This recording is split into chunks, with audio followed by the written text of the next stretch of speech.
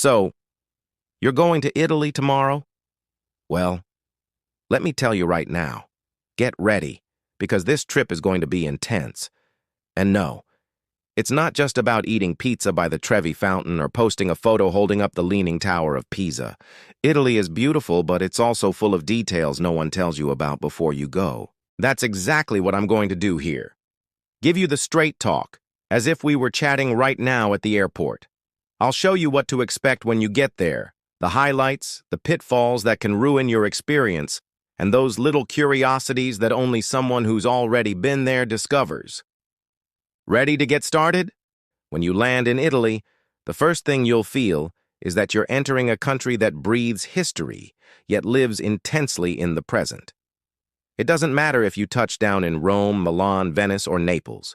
Each airport gives you a little preview of the Italian way of life. In the first few minutes, you'll realize it doesn't have that perfectly organized vibe you'd expect from European countries like Switzerland or Germany. Italy is more chaotic, louder, but it's precisely this chaos that gives it its charm. Italians speak loudly, gesticulate a lot, and always seem to be in a hurry. But it's funny. They might argue in traffic like it's the end of the world. And 5 minutes later, they're sitting down, having a coffee, laughing. It's as if their intensity button is always on. And as a tourist, you'll end up getting into that rhythm without even realizing it. Another detail that stands out is how seriously they take their daily breaks. Unlike us, who often rush through lunch, Italy has the famous pausa italiana.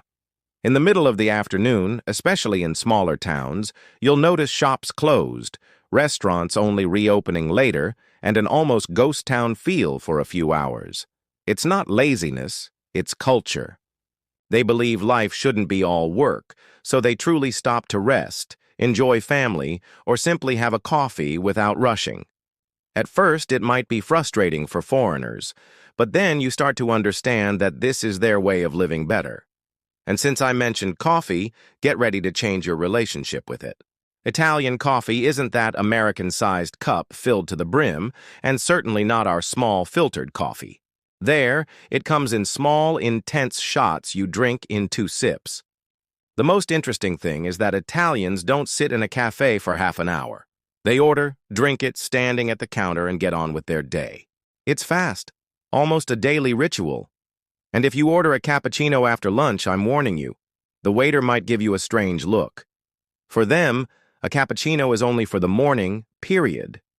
Now, a detail that might catch you by surprise, not everything is as immediate or practical as we imagine in a European country. Trains can be delayed, buses might be packed, and some services operate at a slower pace. This doesn't mean total disorganization, but rather a different way of dealing with time. If you arrive expecting German efficiency, you'll get frustrated. If you arrive understanding that Italy is more about enjoying than rushing, the experience becomes much lighter. Another important expectation is about the people. Italians are warm, direct, and love to talk. Don't be surprised if a stranger strikes up a conversation with you on the train or at the market. They're curious, want to know where you're from, and will often give you tips on where to eat or what to visit. It's almost impossible not to feel like you're part of the place after a few days. And of course, the landscape itself will impact you immediately. Walking through Rome, for example, is like walking inside an open-air museum. You turn any corner and come face to face with a 1,000-year-old ruin, a piazza full of sculptures, or a church with artworks that seem to have come straight out of a history book. The feeling is that the past and present live together, side by side, and you have the chance to experience that in your daily travels.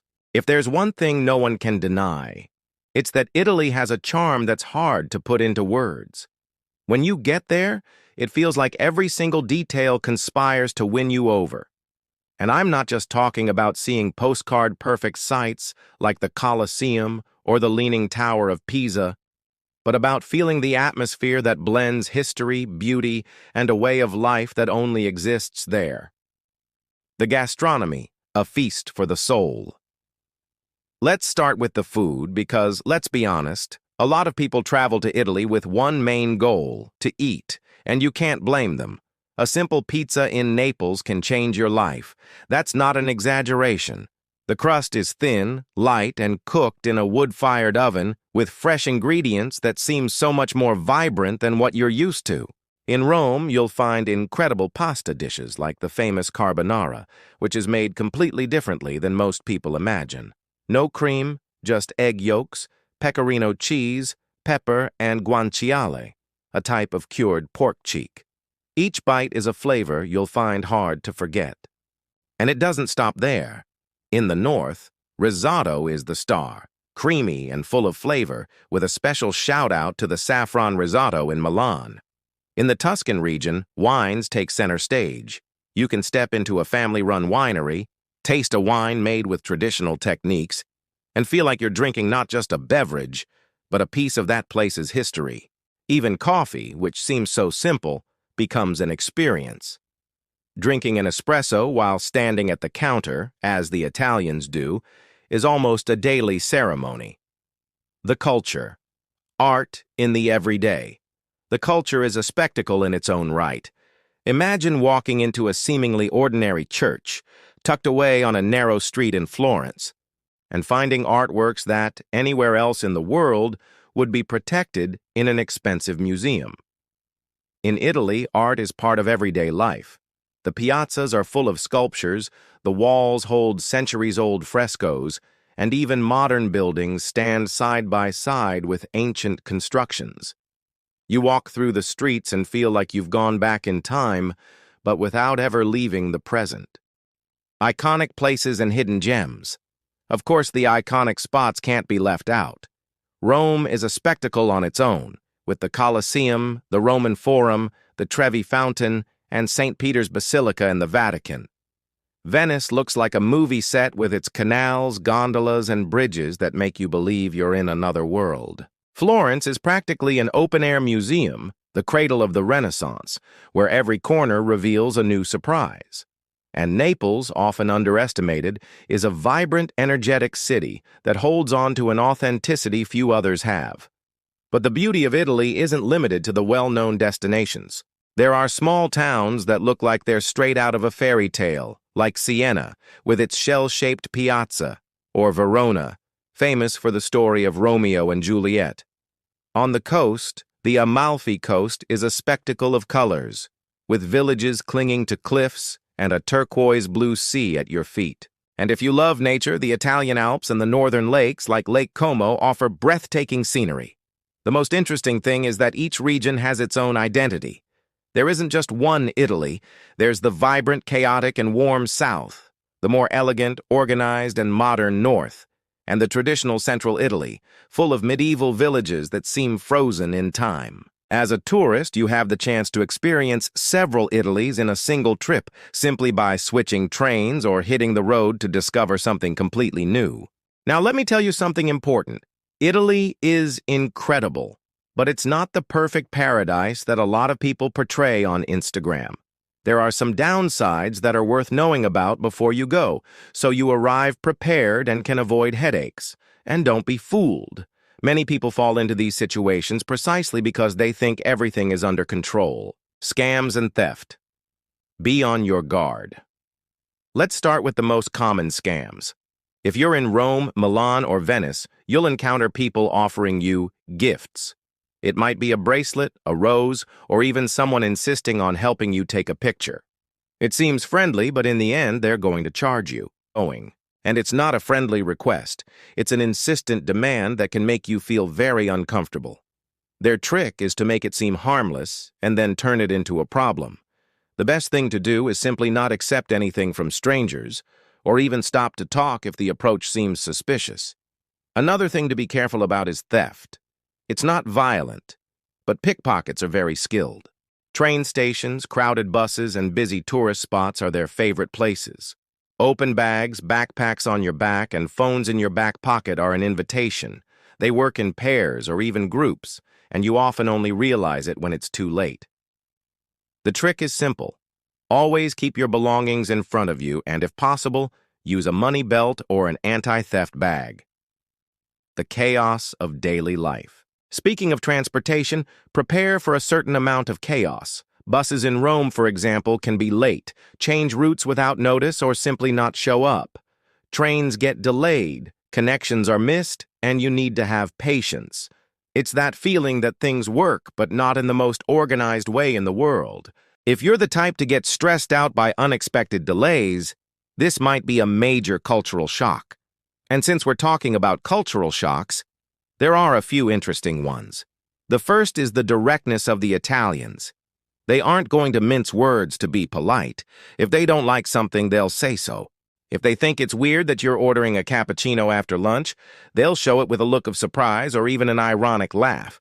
It's not rude, it's just their way of being spontaneous. The rhythm of life and public services. Another point is the pace of life. While in big cities like Milan, you'll feel a more accelerated pace, in small towns, it seems like time moves in slow motion.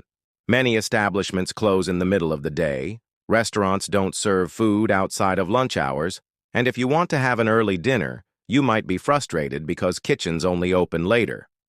For those accustomed to having everything available at any time, this can be a challenge. There's also the traffic factor. Italians drive as if they're always in a race. They honk, cut people off, make risky maneuvers, and often seem to ignore traffic rules. If you plan on renting a car, it's good to be aware of this more aggressive style. And crossing the street also requires attention, because drivers don't always stop even at crosswalks. Oh, and one interesting tidbit that can be an inconvenience: many public restrooms are paid. It's nothing crazy, usually €1 or €2. But if you're not prepared, it can be an unpleasant surprise when a sense of urgency hits. So always keep some coins in your pocket. These details might seem annoying, but knowing them beforehand makes all the difference. This way, you won't get annoyed, you won't be so surprised, and you'll get into the right frame of mind, understanding that Italy's beauty lies precisely in this contrast between the wonderful and the complicated.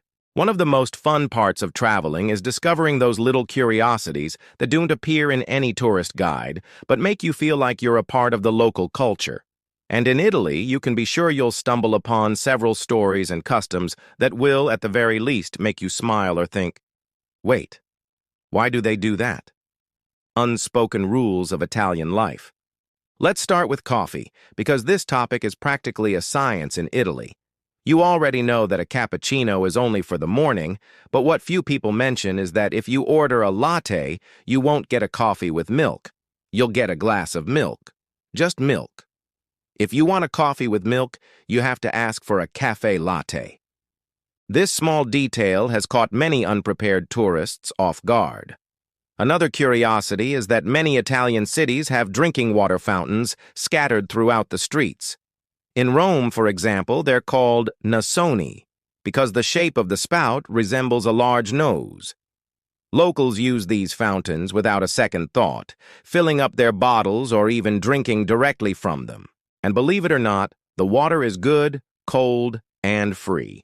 So instead of spending money buying plastic bottles all the time, it's worth carrying your own and taking advantage of this privilege. And since we're talking about Rome, there's a very interesting tradition at the Trevi Fountain: tossing a coin with your right hand over your left shoulder while your back is to the fountain. Legend says that if you do this, you'll return to the city one day. Now, if you throw 2 coins, it means you'll find love in Rome. And 3 coins, marriage is on the horizon. It's a superstition, of course. But so many people take it seriously that the fountain collects thousands of euros a year, which are then used to help charities. Passion and communication. Another curious detail. Italians are passionate about soccer, but not just the big teams like Juventus, Milan, Inter, or Roma. In small towns, local clubs are a source of pride and identity. During games, it's common to see bars packed with people, all cheering and arguing as if it were a World Cup final. It's almost impossible not to get swept up in that energy. Speaking of passion, did you know that Italians gesticulate so much that there's even a dictionary of gestures? Yes, many gestures have specific meanings. For example, bringing your fingertips together and moving your hand up and down can mean, but what are you doing? It's part of their communication.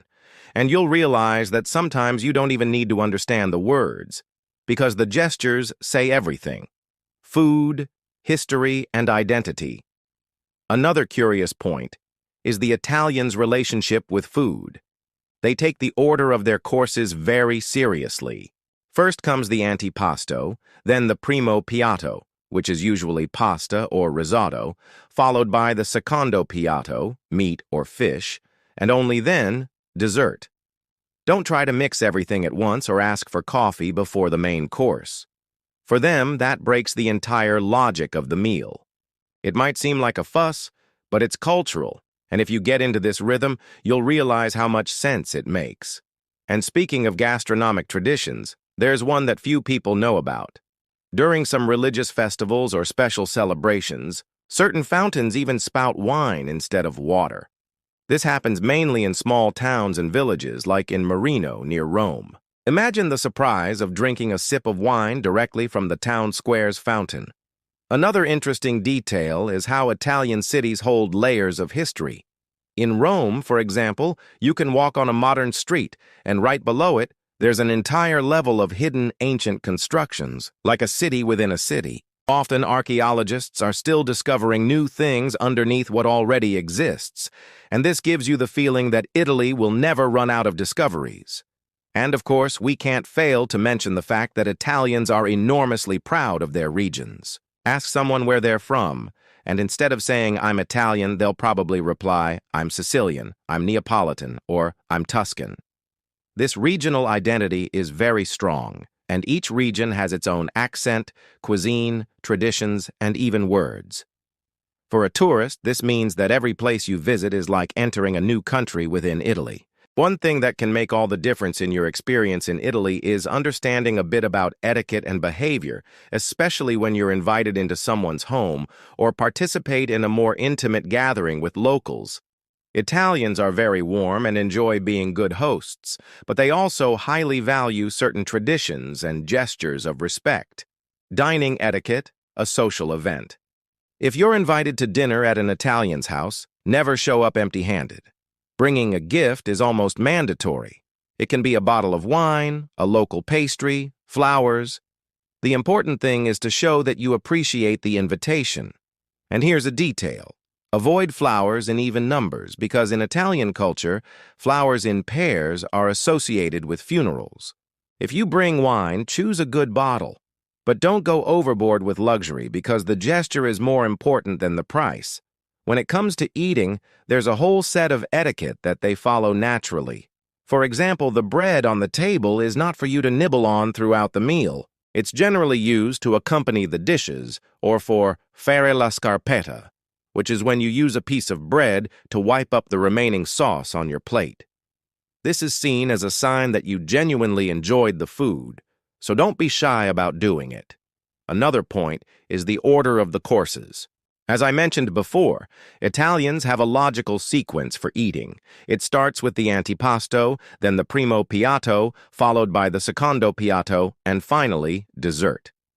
Interrupting this order or asking for something out of context can seem strange to them. If you're at someone's house, it's polite to try at least a little of each dish that's served. Refusing everything can sound like a lack of interest or even bad manners. And don't expect a quick meal. Dinner in Italy is a social event, not just a moment to satisfy hunger.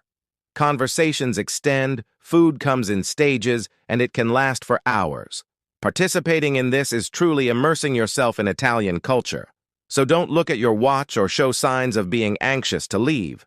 The best thing to do is let yourself be carried away by their pace. A curious detail is that Italians take the post-meal coffee very seriously. Normally, a short, strong espresso is served. Ordering a cappuccino after dinner is practically a sacrilege. For them, a cappuccino is a morning drink, and having one at night can be seen as very odd. Greetings and personal appearance.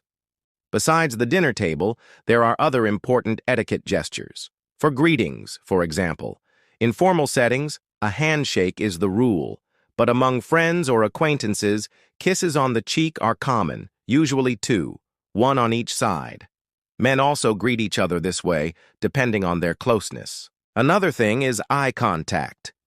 Italians like to look you in the eye during a conversation, as they interpret this as sincerity and interest. Avoiding eye contact can give the impression of distrust. If you're staying at an Italian's house, remember to always show your gratitude.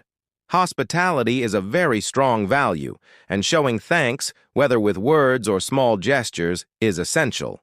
It could be helping to clear the table, complimenting the food, or even sending a thank you message afterward. These details are highly valued. And one thing that might seem simple but makes a difference: the way you dress. Italians are known for their good taste and attention to appearance. You don't need to wear designer clothes or dress up like you're going to a fashion show, but demonstrating care in your look is seen as a sign of respect. Showing up in flip-flops to a dinner, for example, might be frowned upon. They believe that dressing well is also a way of honoring the occasion and the people you are with. Traveling to Italy means immersing yourself in a culture that values tradition, family, and good manners. Italians are very proud of their heritage and the way they welcome visitors. So, understanding a bit about etiquette and behavior is essential to avoid causing unintentional offense or appearing disrespectful. Communicating the Italian way. Right away, one thing you'll notice is that Italians are warm in the way they communicate. They talk with their hands, with strong facial expressions, and often with close physical proximity. Don't be alarmed if someone gets closer to you than you're used to. This isn't an invasion of personal space, it's just part of their lifestyle.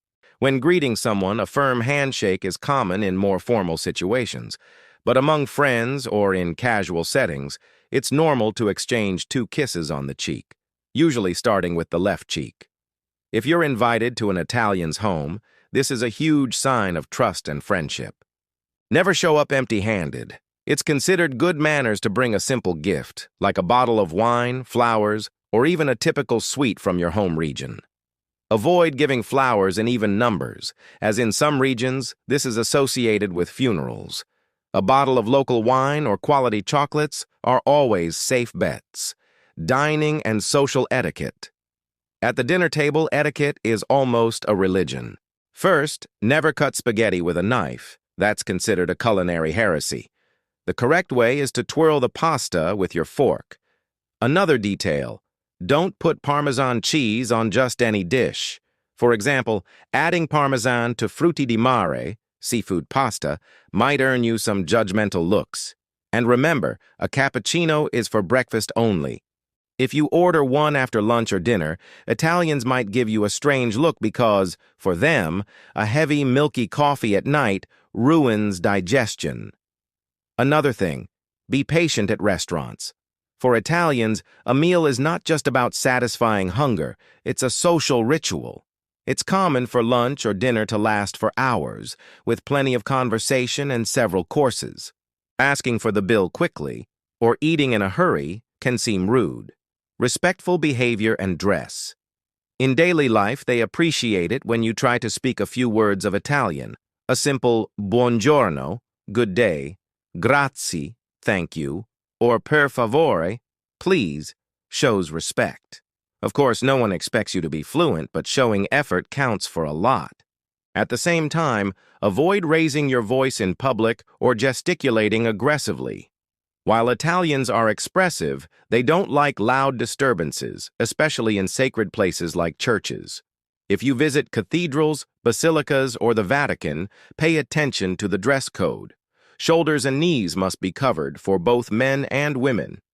You don't need to overdo the formality, but showing respect in these spaces is mandatory.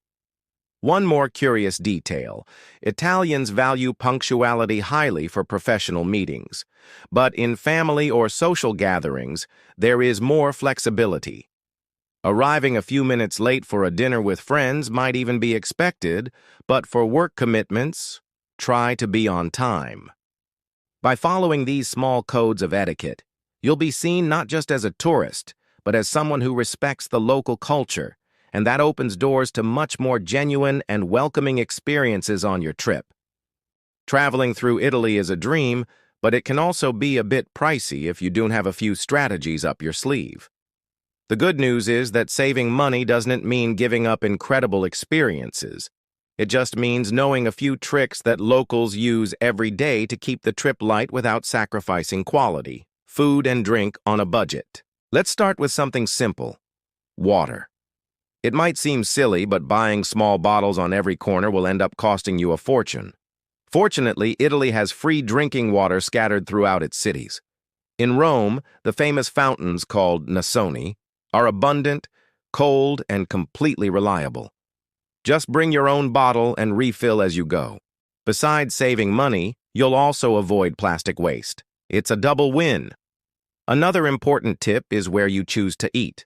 Restaurants located right in the tourist piazzas tend to have inflated prices just for being at the most famous spot in town. But if you walk 2 or 3 blocks into the side streets, you'll find authentic trattorias and pizzerias with equally delicious food at half the price. Plus, you might end up discovering a hidden cafe or gelateria that isn't in any guidebooks but serves the best dishes in the neighborhood. Speaking of restaurants, it's essential to understand the famous coperto. This is a per-person fee that appears on your bill even if you do not order bread or an appetizer. Many tourists mistake it for a scam, but in Italy, this is normal. It's basically a fee to cover tablecloths, silverware, bread, and table service. Knowing this will prevent surprises and help you calculate the real cost of each meal. A great way to save money is to take advantage of local markets and fairs. Buying fruits, bread, cheeses, and cured meats directly from small producers or market stalls allows you to put together incredible picnics, spend less, and have authentic experiences. Plus, many markets have regional products that you would be hard-pressed to find in tourist restaurants, making the meal cheaper and even more culturally interesting. Smart transport and sightseeing. Another tip many tourists forget is urban transportation. Buying daily or weekly passes for buses, subways, and trams in big cities is much cheaper than paying for each trip individually. In smaller towns, walking can be not only a way to save money, but also the best way to discover alleys, plazas, and hidden corners that public transport doesn't show you. When it comes to tourist attractions, planning ahead helps a lot. Many museums offer free entry on certain days of the month or reduced prices for students, youth, or seniors. Also, consider combined city passes, which allow you to visit several attractions for less than the cost of individual tickets. Even for shopping and souvenirs, there are tricks. Avoid stores right in front of the most famous landmarks. 2 streets in, you'll find souvenirs at much fairer prices. And if you're buying food or typical products, fairs and markets generally offer the same items at more accessible prices than luxury street shops. Finally, remember that small actions make a big difference. Carrying a water bottle, having picnics, walking more, validating your transit passes, and knowing about free museum entry times. All these actions combined will allow you to enjoy Italy to the fullest without breaking the bank. In short, Italy is organized chaos, but it's a delicious kind of chaos. It has incredible food, history on every corner, and a people passionate about living. If you go with an open mind, you'll come back with memories that will last forever.